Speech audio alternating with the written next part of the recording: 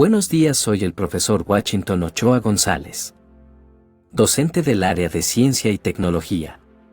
Bienvenidos jóvenes estudiantes a nuestra aula virtual. En esta sesión de clases vamos a conocer el método que usaremos en nuestro curso de Ciencia y Tecnología. Para desarrollar nuestras competencias bien vamos a revisar nuestro objetivo. Conocer el método científico que parte desde la observación de fenómenos naturales y luego, la postulación de la hipótesis y su comprobación mediante la experimentación para generar conocimientos y soluciones tecnológicas. Ahora regresemos a nuestra aula, ya que conocemos el objetivo de nuestra sesión. Para conocer la estructura del método científico vamos a irnos a nuestra pantalla. Vamos por él. ¿Qué es el método científico? El método científico es un método de investigación usado principalmente en la producción de conocimientos en las ciencias, dar soluciones tecnológicas y dar explicación a los fenómenos que nos rodea. Entonces el método científico va a tener una estructura que es el objetivo de esta sesión de clase. Aquí les voy a presentar una estructura que me parece la más conveniente y que nos va a ayudar bastante para entender el método científico. Entonces empecemos. En un primer paso lo tengo que hacer es definir o identificar el problema. Para entender este primer paso que es identificar al problema, acompáñenme a este primer viaje. Este primer paso parte de la observación y luego el planteamiento del problema. ¿Qué quiero decir con la observación? La observación en la investigación es importante porque a partir de ella podemos indagar, discutir y concluir sobre una inquietud que ronda nuestra mente, así se puede llegar a despejar nuestras dudas y darle una respuesta dependiendo de lo captado en el proceso y verificándolo respectivamente. ¿Qué quiero decir con el planteamiento del problema? Identificar un problema consiste en darse cuenta de que existe y que podemos darle una solución. Podemos detectar nosotros el problema, percatándonos de situaciones que podríamos mejorar, o puede ser el resultado de una propuesta. En cualquier caso no basta con detectarlo, sino que debemos enunciarlo correctamente. Todo lo que nos rodea merece una explicación y un sustento científico. Por ello, en toda investigación de tipo científico se empieza con la problematización de situaciones que conlleva a identificar el problema. Ahora vamos al segundo paso, que consiste en determinar la hipótesis. Entonces, ¿qué es una hipótesis? Una hipótesis es una conjetura basada en los conocimientos previos u otras investigaciones, que es una posible respuesta al problema de indagación. Nosotros hemos encontrado un problema y ese problema tiene que tener una hipótesis, una supuesta respuesta que tenemos que verificar. Recuerda, una hipótesis debe ser una afirmación capaz de ponerse a prueba en la experimentación. Regresemos a nuestro esquema. Una vez que hemos determinado la hipótesis, ahora viene el tercer paso, que consiste en comprobar la hipótesis y hacer experimentos. En este caso, la experimentación es una herramienta muy importante en toda investigación científica. Ahora ayúdenme a conocerlo. Una vez que tengo conjeturada mi hipótesis, lo que tengo que hacer es experimentos que aprueben o desaprueben mi hipótesis. Por eso es que realizaremos los experimentos. Entonces, un experimento es un procedimiento llevado a cabo para apoyar, refutar o validar una hipótesis.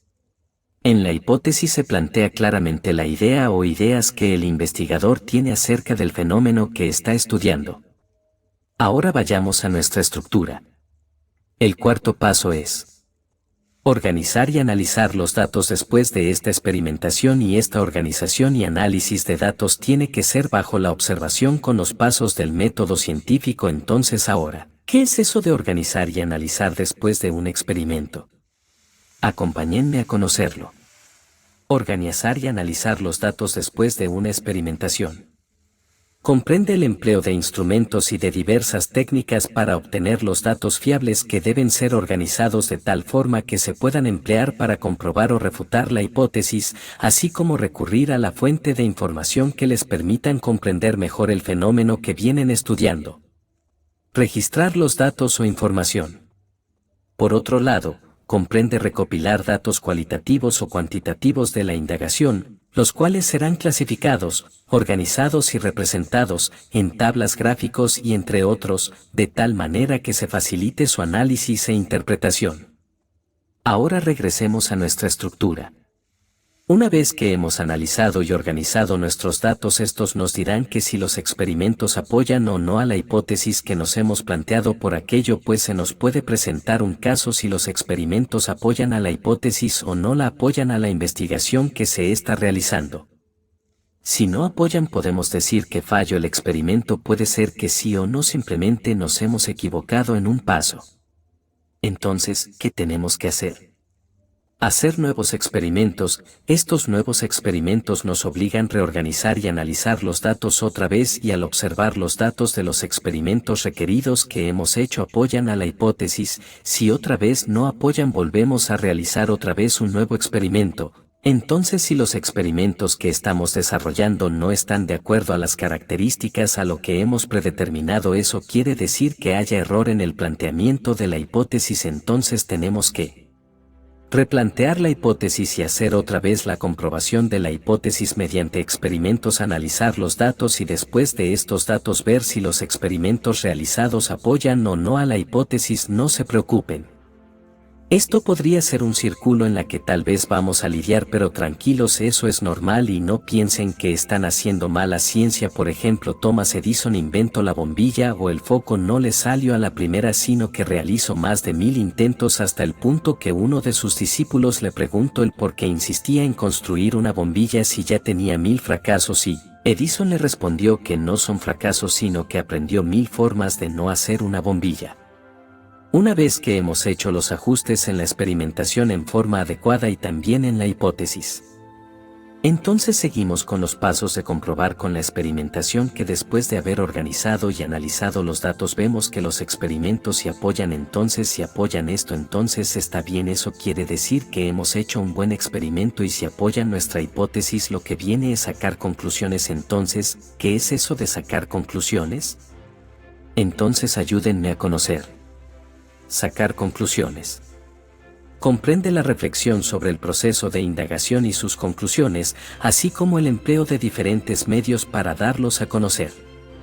Implica reflexionar sobre el trabajo desarrollado, si las técnicas, métodos, materiales e instrumentos empleados ayudaron a comprobar o refutar la hipótesis. Asimismo, identificar las dificultades que se tuvieron en todo el proceso de indagación y formular recomendaciones para indagaciones futuras. Una vez que sabemos qué es sacar conclusiones, entonces viene la última parte, que es comunicar los resultados de cómo se ha iniciado el proceso de indagación o investigación, cuáles son las dificultades, qué logros hemos obtenido y cuáles son las sugerencias damos para las futuras investigaciones y que se haya logrado el objetivo o lo que se quería demostrar. Una vez terminado, entonces felicitaciones a todos.